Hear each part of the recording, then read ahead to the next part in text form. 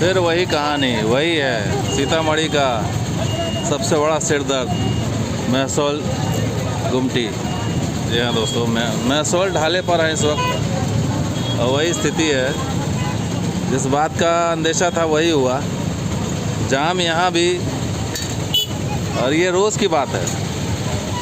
अभी तो ट्रैफिक कम लग रहा है, लेकिन रोज़ की बात है। लोग देखिए किस तरह से लोग बाइक को किस तरह से पार कराने को मजबूर है। जिन्हें जाना है, जल्दी जाना है, उन्हें तो करना ही पड़ेगा।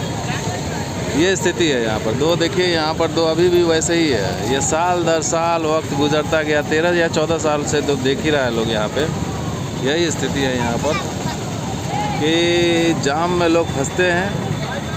और ये जाम जो है ये इस वजह से है क्योंकि शंटिंग में कभी कोई गाड़ी आई, कभी देखिए अभी एक यात्री ट्रेन जा रही पास हो रही है, और इसीलिए जाम लगता है। और सीतामढ़ी में जाम में लोग फंसते हैं क्योंकि यही स्थिति बनी रहती है दिन भर। अभी ये धनबाद अलपुजा एक्सप्रेस ये स्पेशल ट्रेन शुरू हुई है सीतामढ़ी से, ये धनबाद जा रही है।